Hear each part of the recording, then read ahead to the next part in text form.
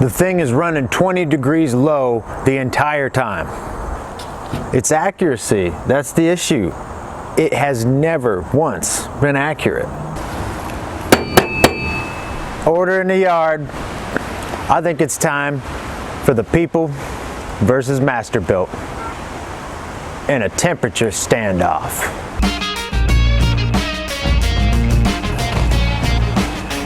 Hickory, cherry.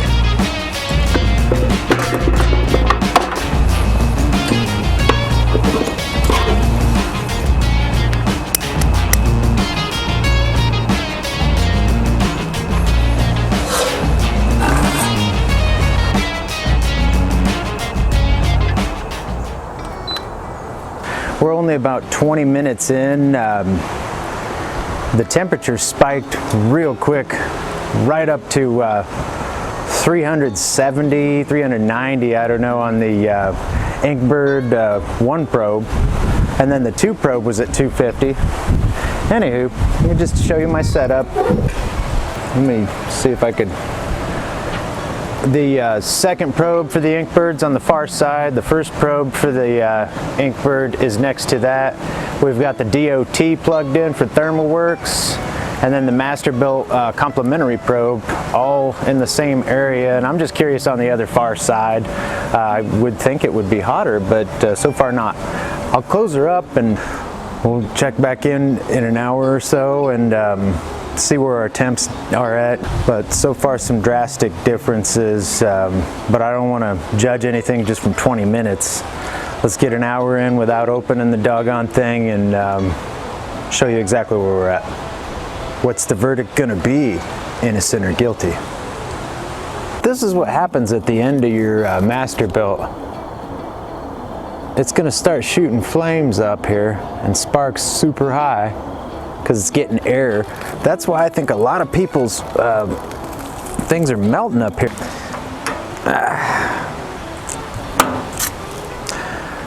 That's why I put this piece of foil here, and I know it looks stupid, and so do I in the security light. Bottom line, it's the end of the hopper that really, I think, is giving this top gasket of the hopper a number. If anybody else owns it and this is going out on them, this is a big reason I put that foil there. It's a big reason you should have a barrier there of some kind. Heat's gonna rise. There's just no way against it. So this gasket on the top's gonna get a lot of abuse. Okay, it's the next day and I just rolled out of bed. Let's get started. I ended up doing this over the course of 5 hours to give this Masterbuilt cooker a fair shot and a fair case. Also wanted to give myself the evening, the morning, and a few cups of coffee. Because I had to turn this mess of chicken scratch notes I kept last night into a fancy pants chart like this. Hopefully I'll be able to post that into the video and give you guys some more detailed numbers. Not only this line chart, but a bar graph maybe. I think what's fair, in fairness, yes, for people that say that interior built-in probe that Masterbuilt provides is giving an inaccurate temp that's too high, possibly 15 to 20 degrees, then I'd say yes, that's probably true. That's if that's your case, then guilty is charged. But I believe there's a reason. Now, if you flash back to the beginning of the video, I've got not only the corporate supplied Masterbuilt probe for the meat in there. I've got my DOT by ThermalWorks. I also have the Inkbird probe with its built-in probe, and then just one of its meat probes.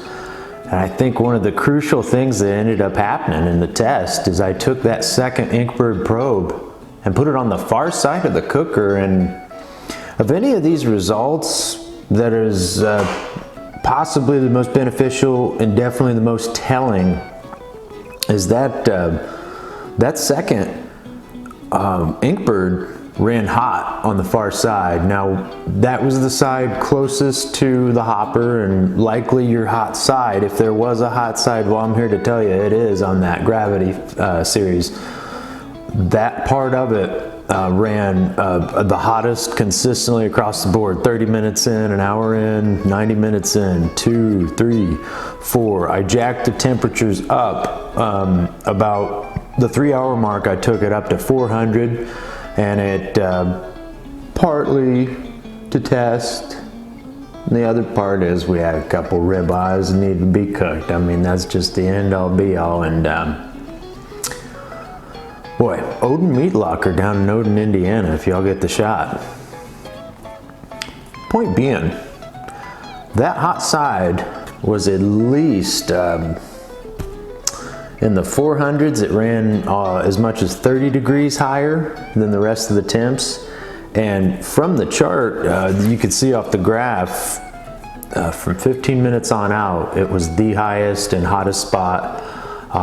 And I believe that built-in probe from Masterbuilt, it's trying to calibrate for that. I am of the belief that they have calibrated it for that purpose, to compensate for the hotter side. Now, is that right? Is that wrong? You be the judge. But after this 5-hour course and testing, I've got to say, in the case of the people versus Masterbuilt, not guilty. Right now, that thing is consistent.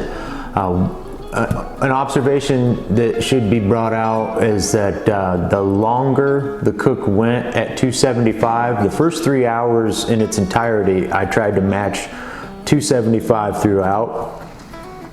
And the back half of that 3-hour period, specifically the last hour and a half, the temps did start to regulate from the probes next to the built-in probe and the potentially calibrated probe by Masterbuilt. I do believe it's likely a smart decision to calibrate it as such, because not only is that far side, well, it's calibrated at the far side, but the side closest to the hopper is going to be hotter. So you're calculating for that, but then also as the heat rises and goes out the exit slot there, that upper rack's also going to be hotter as well. So to me, the compensation makes a lot of sense, but I could see how it throws a lot of people off, particularly people that want to see how accurate the probe is right at that side, and they want to just match it probe to probe. I don't know that that's the best idea, because it's not set up as such. I mean, heck, even the meat probe that was supplied by Masterbuilt right directly next to it, 278 to 257, 270 to 258, 267 to 263. The Masterbuilt's own 2 probes were consistently off, and I think that's what is so easy for people to, the alarm bells ring. It's like, well, your probes don't even match. What? I think there's a reason. That's my theory anyways, and that's the conclusion I've come to at this case, this trial. And if the Masterbuilt is guilty at anything, it's having a good time. That's what I know. So I think meat court, it's adjourned. Oh, I should add, I think it's just interesting, you know, the probes that I put in, the Inkbirds, the ThermalWorks, had been used, but one of the probes for the Inkbird, and then 2 of the Great Clips that I had not used previous. I just keep using the ThermalWorks Great Clips, you know.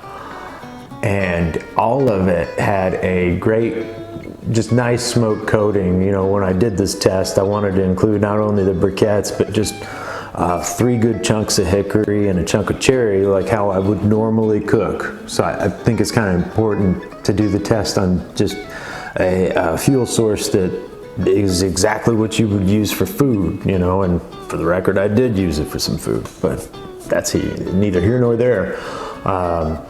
That Masterbuilt is putting off a really nice smoke on whatever you're putting on it. So if anything, not only the conclusion that the heating differences aren't as big an issue, it really does seem to give a consistent heat, and most importantly, it's really putting a nice flavor on all the cooks I've put out of it so far. So again, Masterbuilt, you're off the hook this time. But you watch your ass.